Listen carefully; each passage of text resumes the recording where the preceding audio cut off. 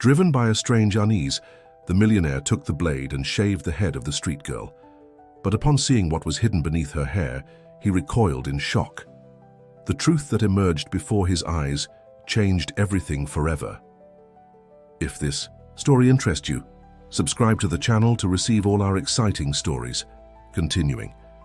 The rain battered the city of Chicago that June night, transforming the streets of Lincoln Park into mirrors of water that reflected the lights of the luxurious establishments.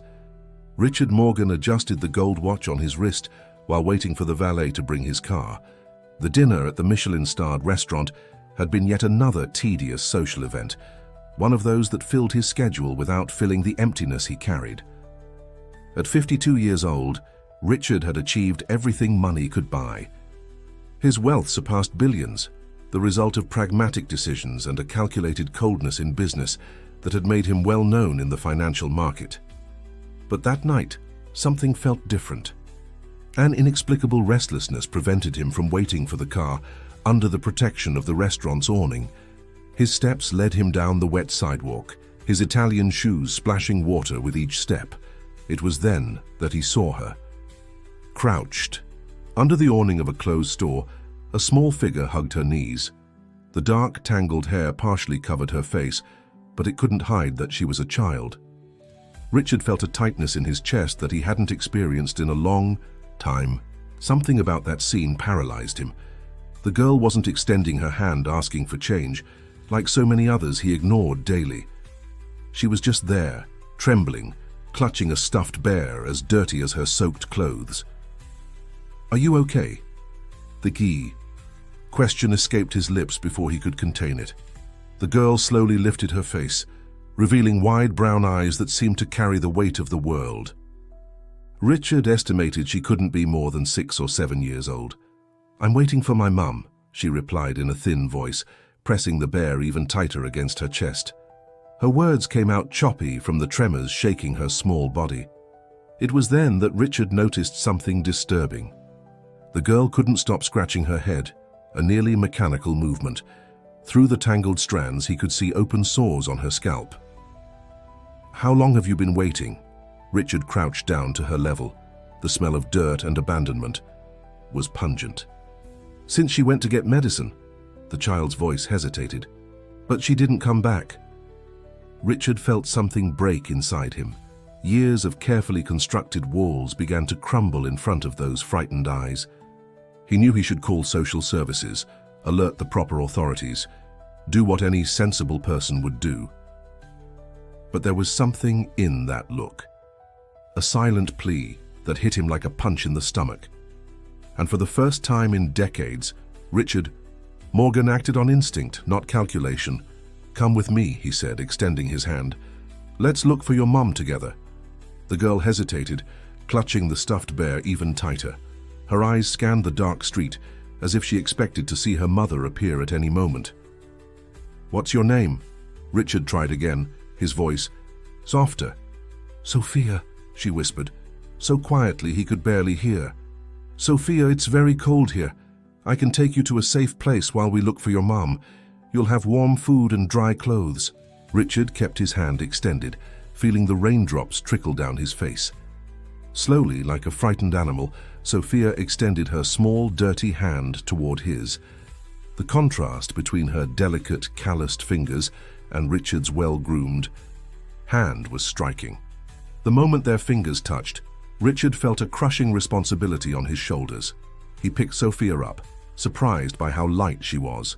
The girl didn't resist. She just held the bear tightly. The valet approaching. With his car stopped, dumbfounded, at the sight of powerful Richard Morgan carrying a street child. Richard ignored his astonished look and got into the back seat with Sophia. "To my house," he ordered the waiting driver, his voice leaving no room for questions. During the ride, Sophia remained silent, except for the low whimpers when she scratched her head vigorously. Richard watched her every movement, feeling a mix of compassion and apprehension grow in his chest. What was he doing? Years of experience in business had taught him never to act impulsively, to always calculate every move. But there he was, taking an unknown child to his penthouse in the Gold Coast. When the car stopped in front of the luxurious building, Richard saw the doorman's eyes widen. Sophia shrank even further in his arms, as if she wanted to disappear. "It's okay," he murmured, more to himself than to her. "Everything will be all right." But as the elevator ascended, toward the penthouse, Richard couldn't shake the feeling that he was about to plunge into something much bigger than he had imagined. Something that would change his life forever. And he had no idea how right he was. The sound of keys jingling echoed through the silent hallway as Richard opened the door to the penthouse. Marina, his housekeeper for 15 years, was waiting in the entrance hall with a stunned expression at the sight of the small, soaked figure in his arms. "Mr. Morgan," she began, but Richard interrupted her with a gesture. "Prepare a hot bath and set aside some clean towels," he ordered, his voice softer than usual. "And see if we still have that soup left over from lunch." Marina hesitated for a moment, her eyes alternating between her always methodical boss and the dirty girl in his arms. Finally, she nodded and disappeared down the hallway. Sophia remained, quiet, her large eyes scanning the luxurious surroundings with a mix of fascination and fear. Richard's apartment, with its designer furniture and expensive artwork, seemed like an alien world to her. "We're going to get you clean and warm," Richard said, trying to sound reassuring as he led her to the master suite bathroom. The room, larger than many bedrooms, had an old bathtub that was rarely used. Marina was already there, testing the water temperature with one hand while arranging soft towels with the other. When Sophia was placed on the floor, she shrank against the wall, refusing to let go of the soaked stuffed bear. "Sweetheart," Marina approached cautiously, "we need to get these wet clothes off. You'll get sick like this." Sophia shook her head negatively, clinging even tighter to the bear. It was then that Richard noticed something he had missed before, small bloodstains on the collar of her tattered shirt, coming from the wounds on her scalp. "Sophia," he knelt down again, ignoring the Italian fabric of his pants. "No one is going to hurt you here, I promise, but we need to take care of those wounds on your head." The mention of the wounds seemed to awaken something in her. Her free hand automatically went to her tangled hair, scratching vigorously. "It itches a lot," she admitted in a whisper. Marina exchanged a worried glance with Richard. Years working in a daycare before becoming a housekeeper had given her enough experience to recognize the signs. "I think it's lice, sir," she said quietly. And by the state of the wounds, she must have been like this for weeks. Richard felt a wave of nausea. How could someone abandon a child in that state? With great effort and patience, they managed to convince Sophia to let go of the bear, promising that it would be cleaned and returned. The soaked clothes were removed, revealing a small body too thin for her age, with some old bruises on her legs. The bath was a slow and delicate process. Marina washed Sophia's hair with as much care as possible, but even so the girl whined when the shampoo touched the open wounds. The water in the bathtub took on a greyish hue with the accumulated dirt. It took 3 water changes before Sophia was truly clean. Wrapped in a soft towel, she looked even smaller and more fragile. Her hair, now free of dirt, revealed a dark brown color, but it was completely tangled and full of knots. "We need to do something about this," Marina murmured, trying to run a fine comb through the strands. Sophia screamed in pain at the first contact. Richard, who was watching everything from the door, felt his heart tighten. "Isn't there another way?" Marina shook her head sadly. "With this infestation and the wounds, there's only one solution." She looked significantly at the hair clippers she kept in the bathroom cabinet for trimming her boss's hair. Sophia's face contorted in panic at the sight of the object. "No, please," she begged, thick tears streaming down her cheeks, still red from the warm bath. Richard approached, sitting on the stool beside her. "Sophia, it hurts a lot, doesn't it? If we cut your hair, the pain will go away. It will grow back prettier and healthier." "But," she sobbed, "my mum, she likes my long hair." The knot in Richard's throat tightened. "When we find your mom, she will understand. The most important thing now is for you to be okay." Sophia continued crying, but she didn't resist when Marina turned on the clippers. The long strands began to fall to the bathroom floor, slowly revealing the true state of the girl's scalp. Then it happened. When the last lock fell, Richard saw something that made his blood run cold. On the nape of Sophia's neck, partially. Hidden until then by her hair, there was a scar.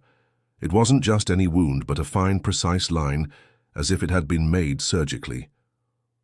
"My God," Marina whispered, also noticing the mark. Sophia, oblivious to the discovery, simply hugged herself, the silent tears still streaming down her now shaved face. Richard felt a shiver run down his spine. That scar was not normal, not on such a small child, not in such a precise way. At that moment, as he watched Sophia being dressed in one of his old T-shirts that looked more like a dress on her, Richard knew he couldn't just hand that girl over to the authorities. Something was very wrong. The question was, how much would it cost to uncover the truth? Sophia slept deeply in the guest room, wrapped in soft Egyptian cotton sheets. Her stuffed bear, now clean and drying after a careful wash, rested in a nearby chair. Richard watched her from the door, his mind a whirlwind of thoughts. "She ate 3 bowls of soup," Marina commented quietly, stopping beside him. "She was starving." Richard nodded without taking his eyes off the girl. In sleep, with her head shaved and wearing an oversized T-shirt, Sophia looked even more vulnerable. The scar on her neck, now fully visible, troubled him deeply.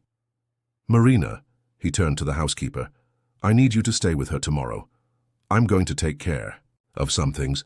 Are you going to look for her mother?" Among other things, Richard gently closed the bedroom door. "Did she say anything while eating?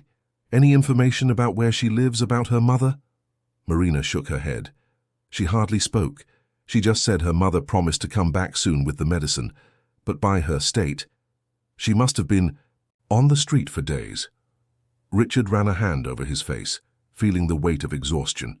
It was almost 2 in the morning, but his brain refused to shut down. This whole situation was too surreal. "I'm going to need your total discretion, Marina. Nothing that's happening here can leave these walls." The housekeeper nodded solemnly. In 15 years of work, she had never seen her boss act this way. The cold, calculating man of business seemed to have given way to someone different. After ensuring that Sophia was comfortably settled and that Marina would keep an eye on her during the night, Richard retreated to his office. Sitting in his leather chair, he picked up the phone and dialed a number he rarely used. "August? It's Richard Morgan. I know it's late, but I need a favor." He paused, listening. "No, it can't wait until tomorrow. I need you to look into recent disappearances, young women possibly with a small daughter." On the other end of the line, August, a private investigator who occasionally did work for Richard, sounded hesitant. "That's very vague, Richard. Do you have any more information?" "The girl is about 6 years old, dark brown hair, and a surgical scar on her neck." Richard took a deep breath. "Also look for hospital records. Any brain surgeries performed on children that age in the last few months." "That's unusual. Where did you find this girl?" "Just do what I'm asking, August, and be discreet." After hanging up, Richard opened his laptop and began his own research. Hospitals in the area, missing persons cases, anything that could give a clue about Sophia's identity and her mother. Hours passed as he delved deeper into his investigation. The sun was just beginning to rise when he found something that made his heart race. A small note in a local newspaper from 3 weeks ago. A woman had been seen in a state of despair at an emergency room in the East Side, pleading for medical help for her daughter. According to witnesses, she claimed the girl was suffering from severe headaches after a procedure. The woman was expelled from the location for causing a scene and was never seen again. Richard printed the article with trembling hands. It was a tenuous lead, but it was a start. He needed to visit that hospital, talk to people, find out more details. A sharp scream cut through his thoughts. "Sophia!" He ran down the hallway, his heart pounding in his chest. When he opened the door to the room, he found the girl sitting on the bed, her eyes wide with fear, her hands pressed against her. ears as if trying to block out a sound only she could hear. "Sophia." Marina was already at her side, trying to calm her. "It was just a nightmare, dear. It's okay." But it wasn't. The girl was shaking violently, her face contorted in pure pain. "It hurts," she whimpered. "My head. It hurts so much." Richard approached the bed, sitting beside her. Sophia immediately threw herself into his arms, surprising him with the gesture. Her small hands clung to his shirt tightly as sobs shook her body. "Shh, it's going to pass," he murmured, gently rocking her. But inside, his fear was growing. This wasn't normal. The scar, the pain, the disappearance of her mother. Everything pointed to something much more sinister than he had initially imagined. "Marina, call Dr. Torres. Tell him it's an emergency." The housekeeper nodded and quickly left the room. Richard continued to hold Sophia, feeling her small body tremble against his. Whatever was happening, he needed to find out soon, because something told him that time was running out for them. Dr. Torres arrived at the apartment less than an hour later, carrying his medical bag. He was a middle-aged man who had been attending to the Morgan family for years, known for his discretion and competence. Even so, he couldn't hide his surprise at finding Richard Morgan, the most reserved businessman he knew, caring for an unknown child. "She started to calm down after I gave her a pain reliever I had at home," Marina explained as she guided the doctor to the room. Sophia was lying down, her eyes half closed, still holding onto Richard's hand as if it were her only anchor to reality. Dr. Torres approached cautiously, his experienced eyes already assessing the situation. The girl's shaved head revealed not only the scar on her neck, but also the wounds still healing on her scalp. "Sophia," Richard spoke softly, "this is Dr. Torres. He's going to examine you to find out why you're feeling pain, okay?" The girl nodded weakly, but her grip on Richard's hand tightened. The doctor began the examination with gentle, precise movements. He checked her vital signs, tested her reflexes, examined her eyes with a small flashlight. When his fingers touched the area near the scar, Sophia visibly flinched. "Does it hurt here?" he asked, his professional voice masking his concern. "Yes," Sophia whispered. "It's like there's something inside my head." Richard felt a chill run down his spine. Dr. Torres maintained his neutral expression, but his eyes narrowed slightly. "Richard," the doctor stepped away from the bed, gesturing for the businessman to follow him. "Can we talk privately?"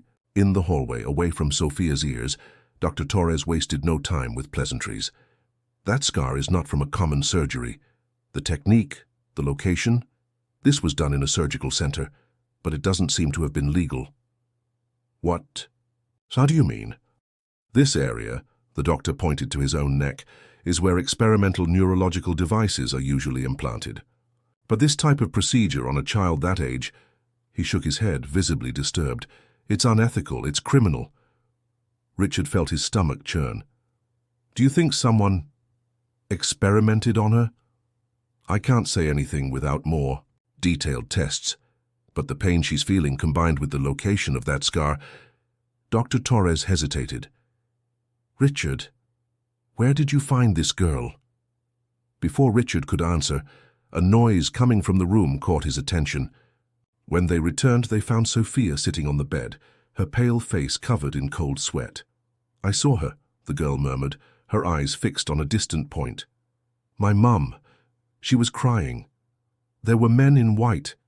They said they were going to make me better, more special." Richard and the doctor exchanged worried glances. Marina, who was beside the bed, covered her mouth with her hand. "Sophia," Richard approached cautiously, "do you remember where this was?" The girl frowned, as if trying to organize confusing memories. "It was a big place. It smelled like a hospital, but it wasn't a real hospital. There were other kids, too." Her words were interrupted by another spasm of pain. She bent forward, clutching her head with both hands. "Doctor!" Richard called, alarmed. Dr. Torres was already pulling something from his bag. "I'm going to give her a light sedative. She needs to rest." He prepared the injection with quick, precise movements. "But Richard, this girl needs specialized tests. A CT scan, an MRI.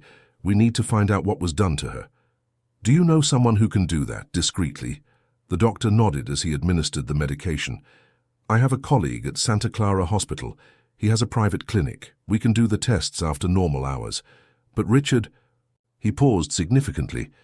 If what I suspect is correct, you might be getting into something very dangerous. Sophia began to relax slowly, her eyes heavy from the sedative's effect. Richard helped lay her down again, adjusting the blankets around. I'm already in this, doctor, he replied, watching the girl's restless sleep, and I won't stop until I uncover the truth. But as he watched Sophia finally fall asleep, a new worry began to grow in his chest. If people were capable of experimenting on innocent children, what else would they be capable of doing to keep their secrets? And more importantly, how much time did they have until those people came after Sophia? Santa Clara Hospital was practically empty at that hour of the night. Richard carried the sleeping Sophia in his arms, following Dr. Torres through the silent corridors. Marina was right behind them, carrying a small backpack with some clean clothes and the inseparable stuffed bear of the girl. Dr. Mauricio is waiting for us in the imaging diagnostics area, Dr. Torres whispered as he guided the group down a side corridor. He's one of the best neuroradiologists in the country. Richard nodded silently, feeling the weight of Sophia in his arms. In the last few hours, she had alternated between periods of restless sleep and moments of intense pain. Each of her whimpers was like a knife to his heart. Dr. Mauricio was waiting for them in a room filled with sophisticated equipment.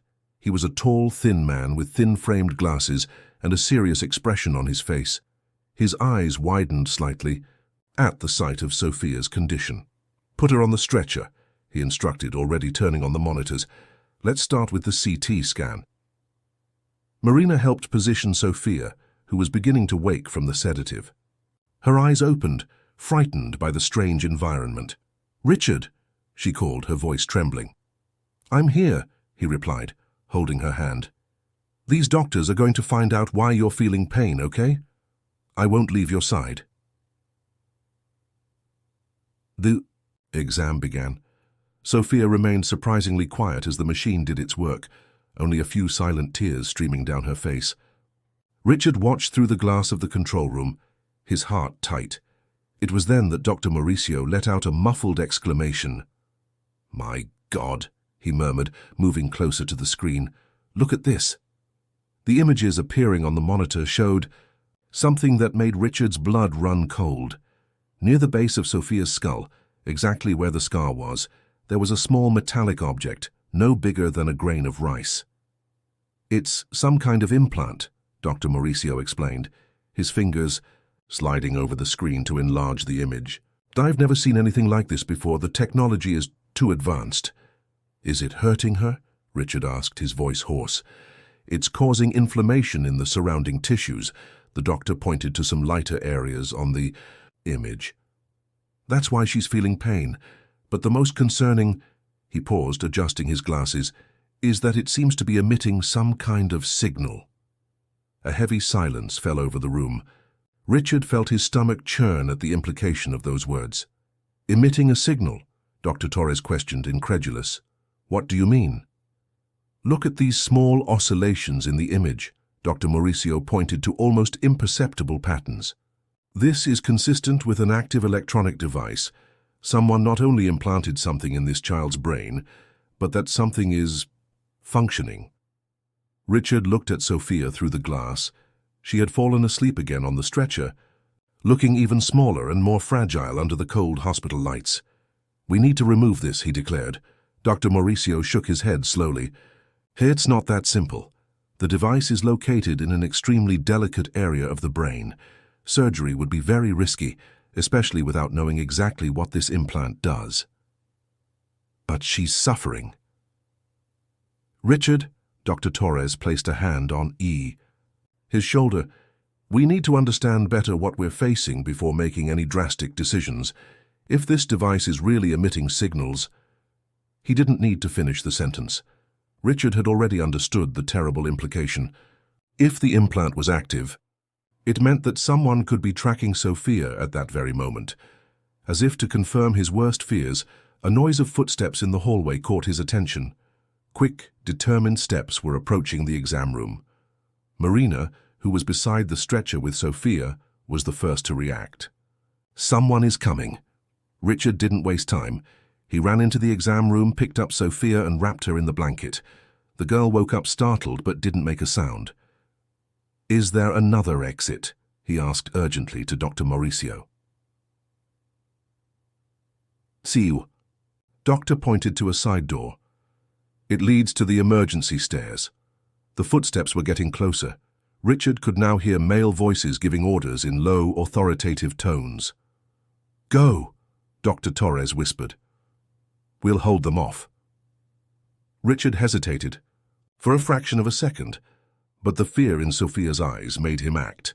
With the girl secure in his arms and Marina right behind, he dashed through the side door. As they descended the stairs as quietly as possible, they could hear agitated voices on the floor above.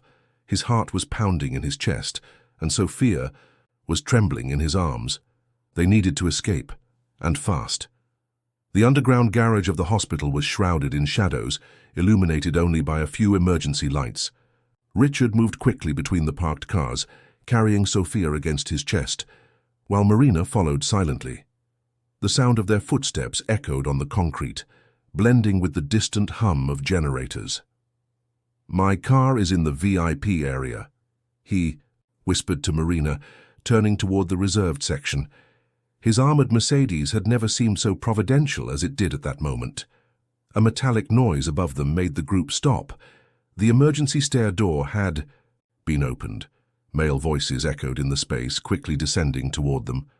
Sophia buried her face in Richard's neck, trembling. He could feel her heart racing against his chest.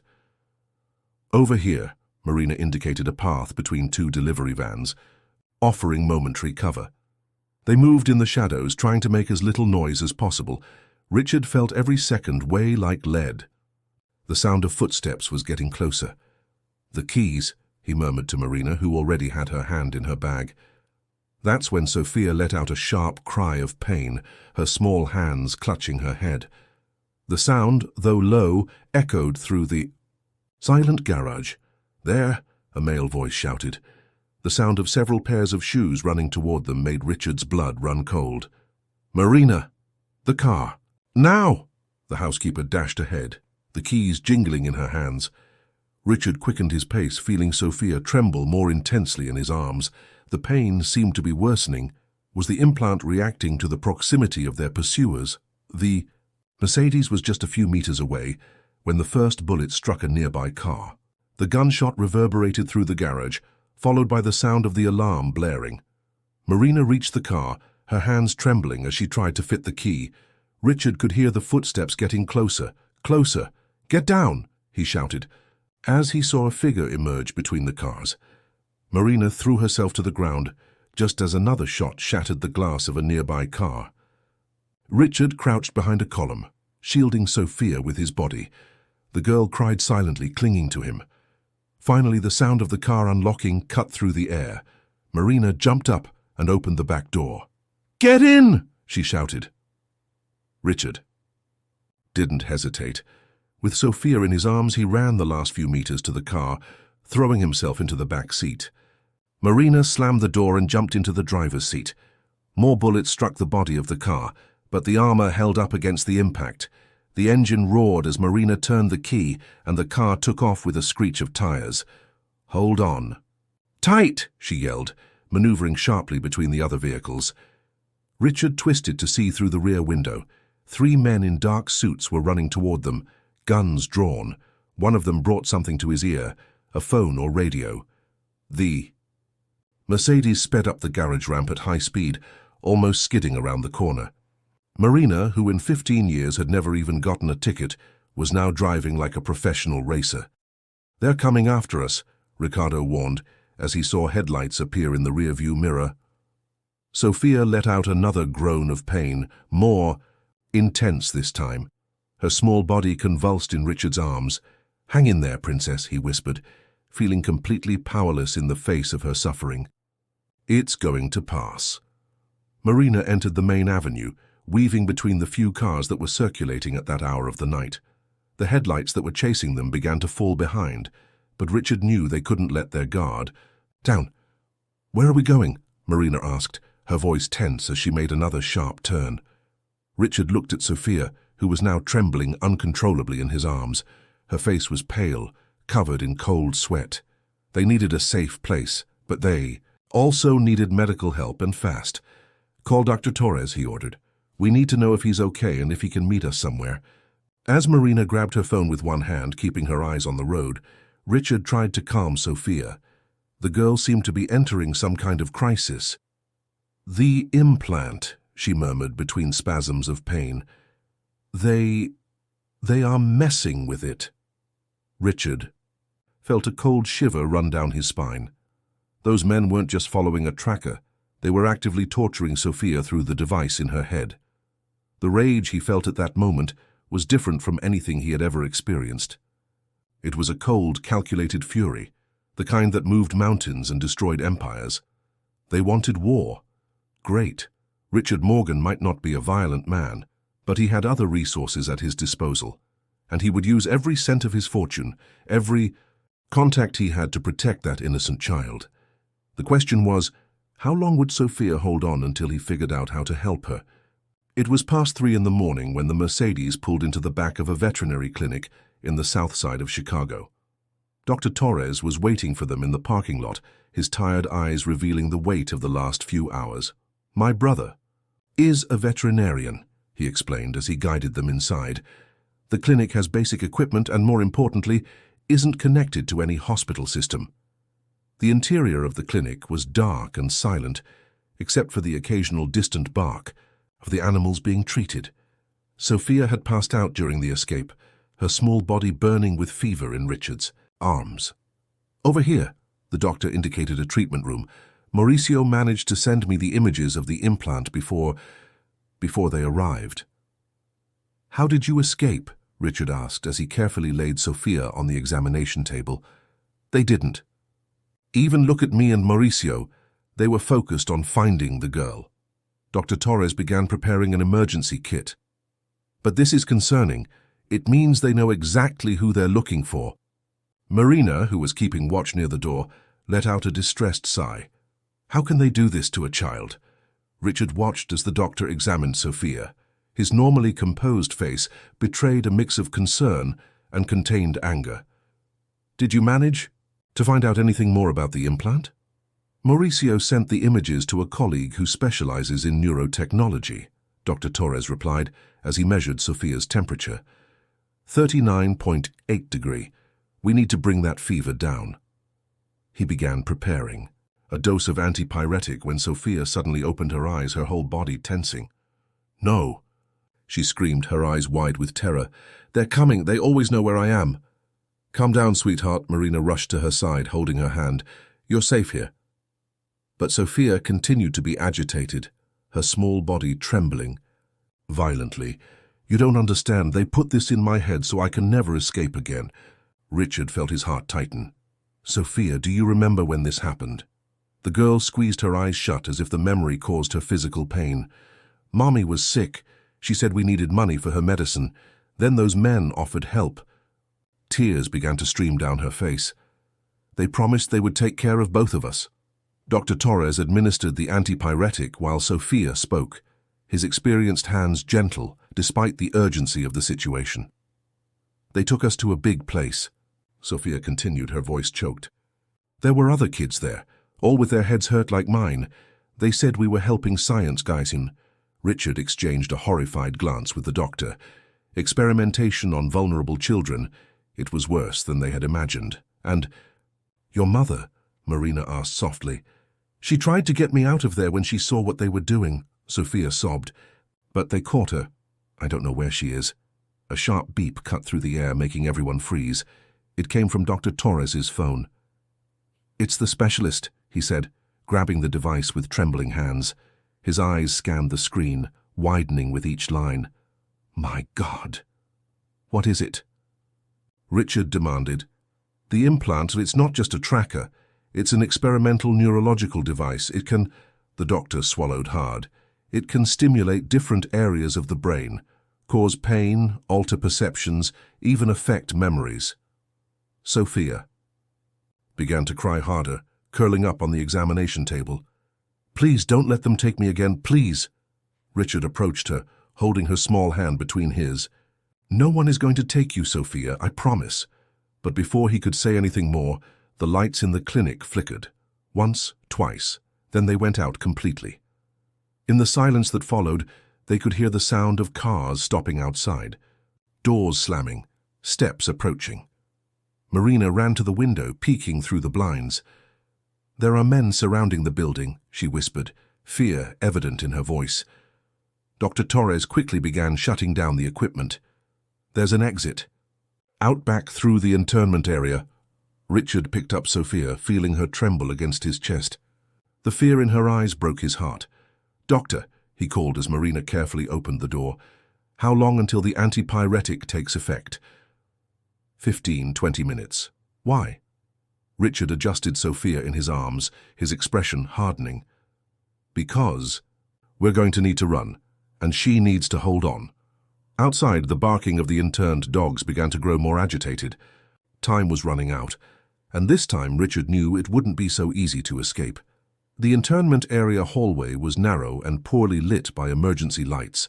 The smell of veterinary medications and disinfectant mixed with the nervous barking of the dogs. Richard followed Dr. Torres, carrying Sophia against his chest, while Marina closed the rear guard. "Over here," the doctor whispered, guiding them between the internment cages. "The emergency exit leads to an alley that connects with the parallel street." The sound of breaking glass in the reception made everyone stop. Male voices echoed down the hallway, giving orders in low, urgent tones. Sophia clung tighter to Richard, burying her face in his neck. "They're using the implant," she murmured, her voice trembling. "They're trying to make me sleep." Richard felt her body growing heavier in his arms.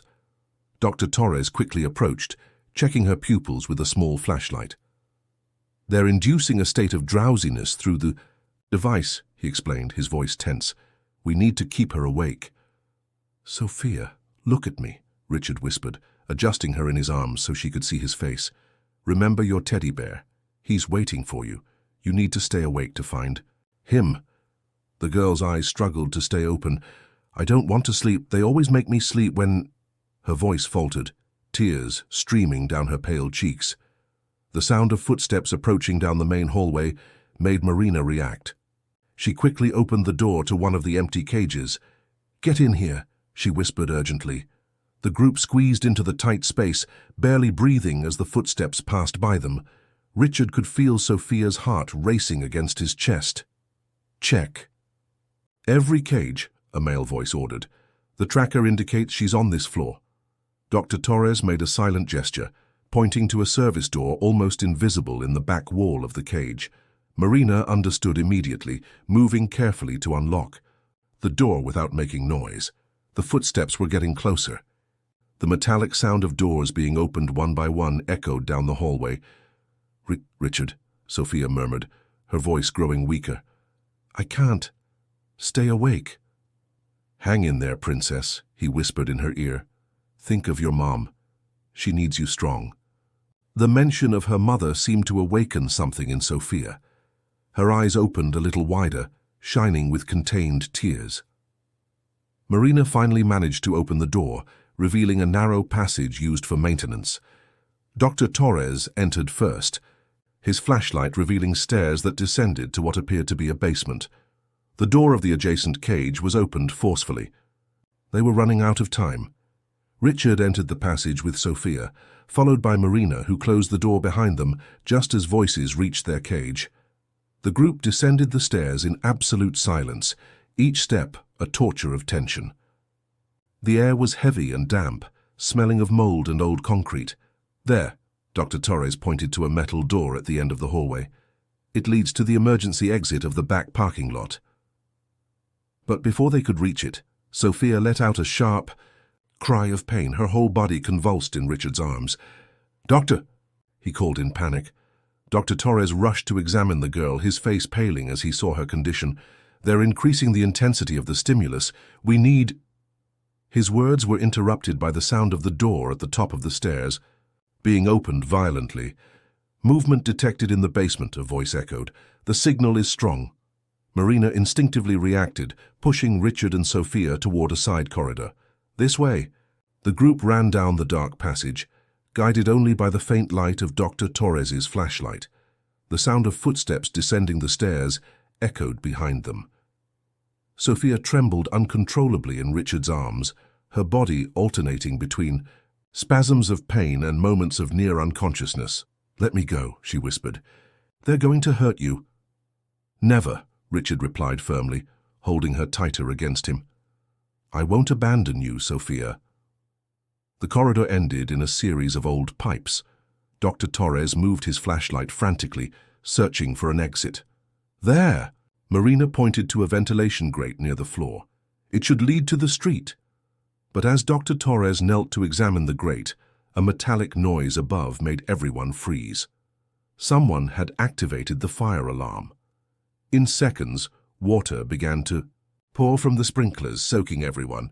In the dark, with water falling from all sides, the situation became even more desperate.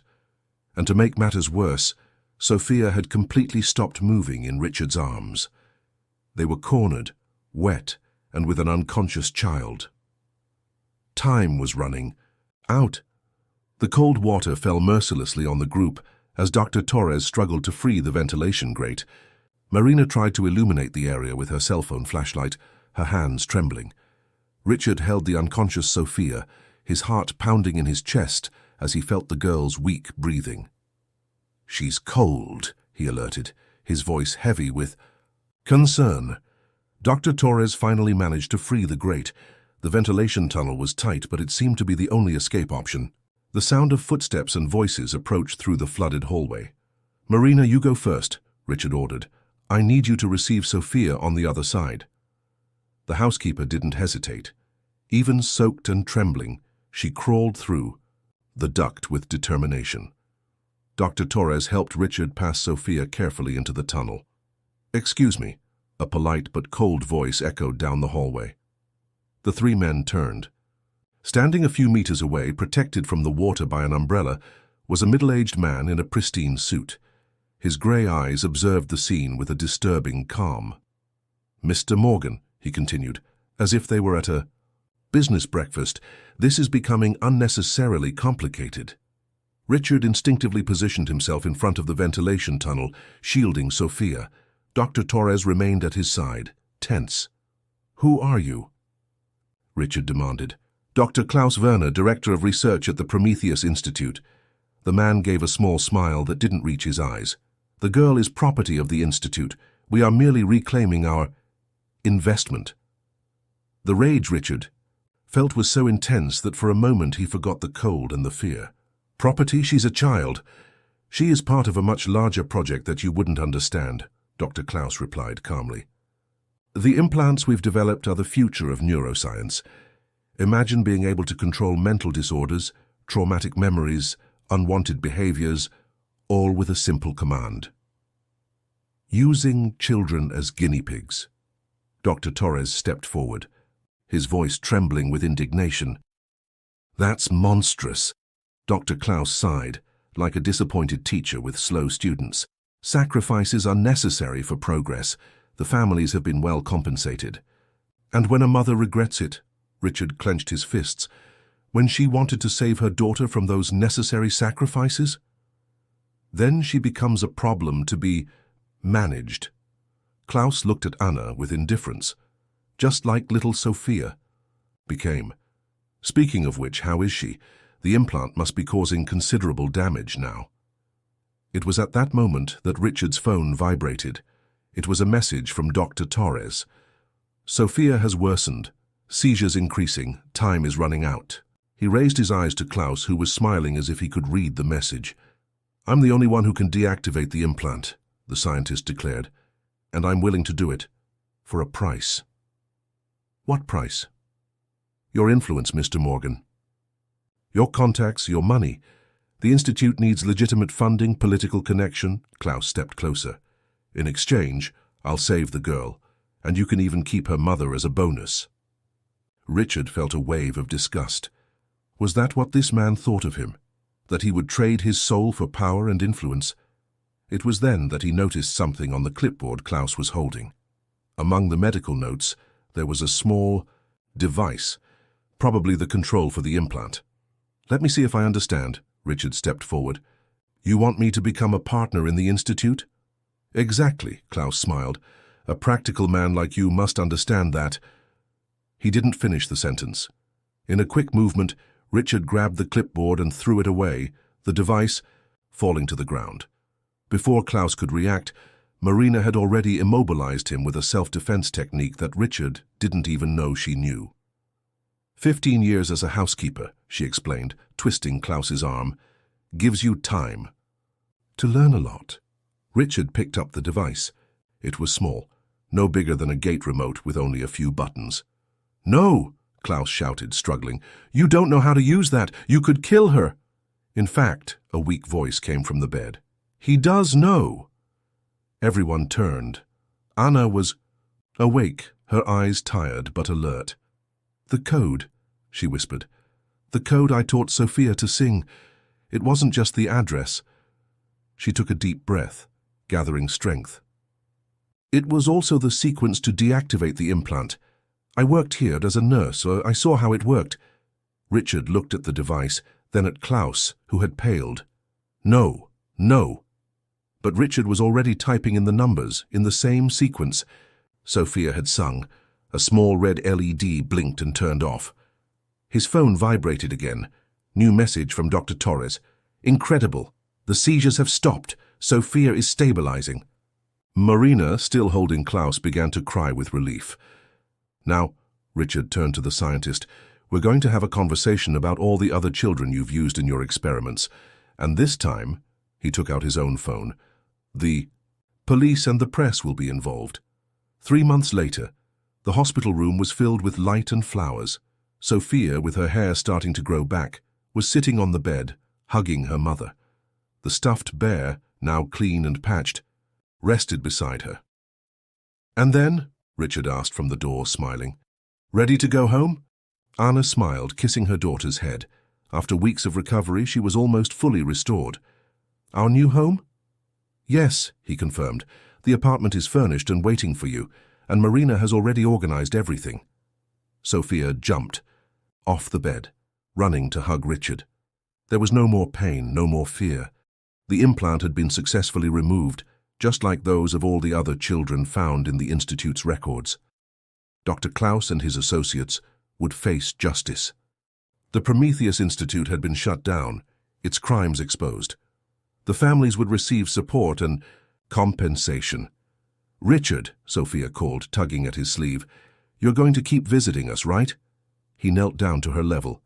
"Whenever you want, Princess." "Every day?" "Sophia," Anna laughed. "We can't overdo it." "Every day," Richard confirmed, smiling. He had discovered something in those weeks of struggle and fear. Family wasn't just a matter of blood. It was a matter of love. It was a matter of choice. And he had made his.